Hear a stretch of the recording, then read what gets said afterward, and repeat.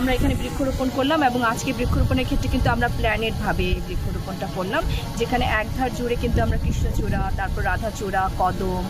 জারুল, সোনালু, আমাদের যে সিজনাল যে কালারফুল যে ফুলের গাছগুলো সেগুলো আমরা আজকে রোপণ করলাম। এবং আজকেই আমাদের জেলা প্রশাসনের উদ্যোগে এখানে হচ্ছে ফেন্সিং করা হবে এবং এই জন্য আমরা কিন্তু আজকে বৈষম্য বিরোধী ছাত্রদের যে নেতৃবৃন্দ সহ, সাধারণ ছাত্রবৃন্দ সহ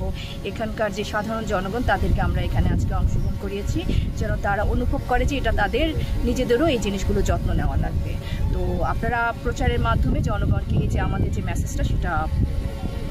তাদের মাধ্যমে ছড়িয়ে দেওয়ার জন্য আপনাদের কাছে